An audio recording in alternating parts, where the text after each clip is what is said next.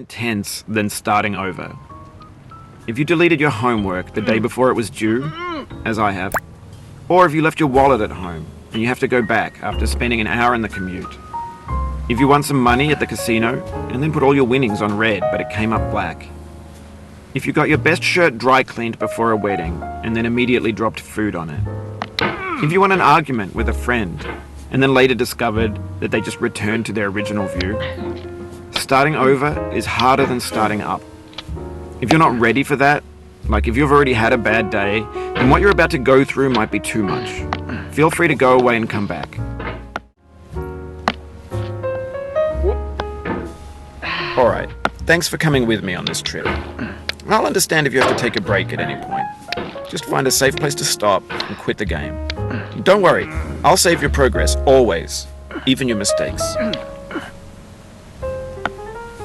This game is a homage to a free game that came out in 2002, titled Sexy Hiking. The author of that game was Jazzuo, a mysterious Czech designer who was known at the time as the father of B games. And B games are rough assemblages of found objects. Designers slap them together very quickly and freely, and they're often too rough and unfriendly to gain much of a following. They're built more for the joy of building them than as polished products. In a certain way, Sexy Hiking is the perfect embodiment of a B game. It's built almost entirely out of found and recycled parts, and it's one of the most unusual and unfriendly games of its time. In it, your task is simply to drag yourself up a mountain with a hammer. And that act of climbing, in the digital world or in real life, has certain essential properties that give the game its flavor. No amount of forward progress is guaranteed. Some cliffs are too sheer or too slippery, and the player is constantly, unremittingly in danger of falling and losing everything. Anyway, when you start Sexy Hiking, you're standing next to this dead tree that blocks the way to the entire rest of the game. It might take you an hour to get over that tree, and a lot of people never got past it. You prod and you poke at it, exploring the limits of your reach and your strength, trying to find a way up and over. And there's a sense of truth in that lack of compromise. Most obstacles in video game worlds are fake. You can be completely confident in your ability to get through them once you have the correct method or the correct equipment or just by spending enough time. In that sense, every pixelated obstacle in Sexy Hiking is real. The obstacles in Sexy Hiking are unyielding, and that makes the game uniquely frustrating. But I'm not sure Jazzuo intended to make a frustrating game. The frustration is just essential to the act of climbing, and it's authentic to the process of building a game about climbing. A funny thing happened to me as I was building this mountain. I'd have an idea for a new obstacle, and I'd build it, test it, and it would usually turn out to be unreasonably hard. And in the process of playing with them, they begin to harden and set until they're immutable, like rock. And at that point, you can't change the world. Not without breaking it into pieces and starting fresh with new ideas.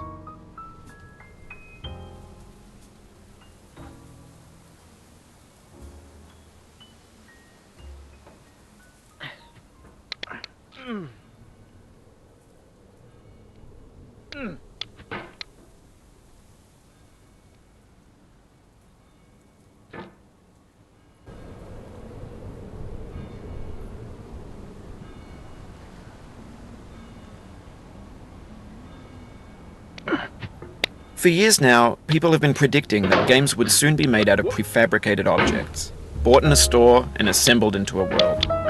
And for the most part, that hasn't happened.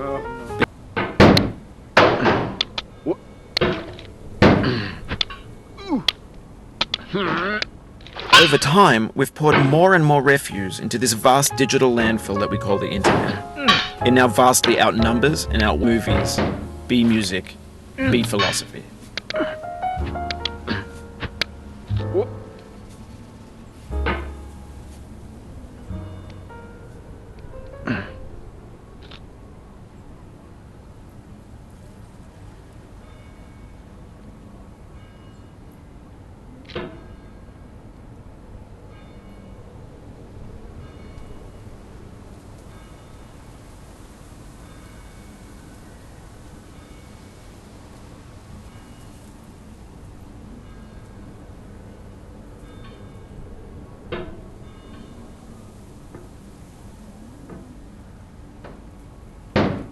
Oh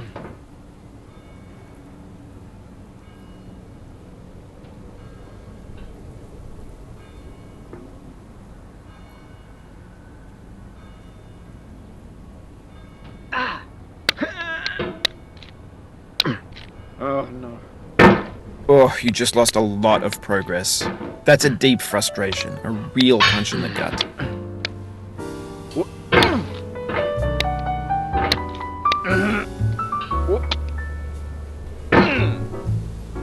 Oof, sorry about that.